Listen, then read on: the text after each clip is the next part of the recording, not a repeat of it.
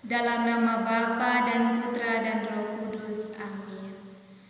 Ya Tuhan, terima kasih atas berkat-Mu pada pagi hari ini.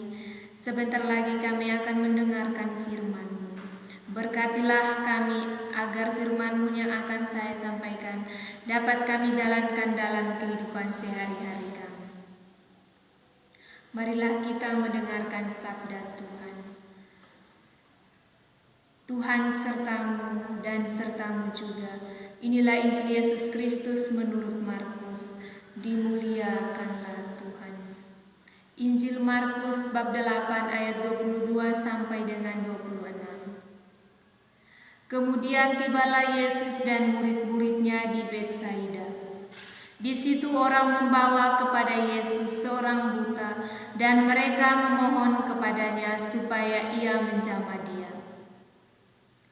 Yesus memegang tangan orang buta itu dan membawa dia keluar kampung. Lalu ia meludahi mata orang itu dan meletakkan tangannya atasnya dan bertanya, "Sudahkah kau lihat sesuatu?" Orang itu memandang ke depan lalu berkata, "Aku melihat orang, sebab melihat mereka berjalan-jalan, tetapi tampaknya seperti pohon." Yesus meletakkan lagi tangannya pada mata orang itu. Maka orang itu sungguh-sungguh melihat dan telah sembuh, sehingga ia dapat melihat segala sesuatu dengan jelas. Sesudah itu Yesus menyuruh dia pulang ke rumahnya dan berkata, "Jangan masuk ke kampung." Demikianlah sabda Tuhan.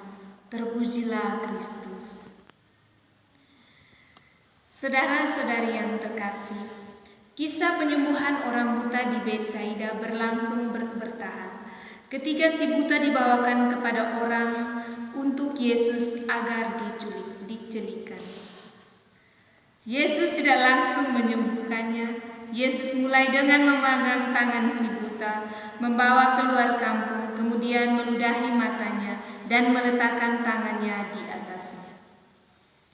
Setelah Yesus berbuat itu, ternyata si buta belum bisa melihat dengan sempurna. Ia baru bisa melihat samar-samar. Baru setelah Yesus meletakkan tangannya untuk kedua kalinya pada mata itu, ia dapat melihat segala sesuatu dengan jelas. Saudara-saudari yang terkasih, kisah ini mengingatkan kita setidaknya untuk kedua hal. Yang pertama, Yesus tidak pernah menyia-nyiakan orang yang datang dan memohon kepadanya. Orang buta dibuatnya melihat, orang lumpuh menjadi berjalan, orang bisu menjadi berbicara, orang sakit akhirnya sembuh, dan sebagainya. Kedua, segala sesuatu memerlukan waktu. Ada proses atau tahapan yang harus terjadi. Ibarat naik tangga sebelum tiba di puncak. Seseorang harus terlebih dahulu menapaki anak tangga pertama, kedua, dan seterusnya.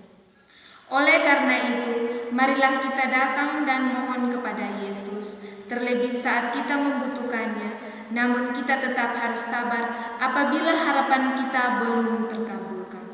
Semoga. Ya Yesus, jelikanlah mata hati kami untuk melihat segala-Mu, dan bukalah pengertian kami untuk memahami hal yang pantas. Kami mohon kepadamu. Amin. Dalam nama Bapa dan Putra dan Roh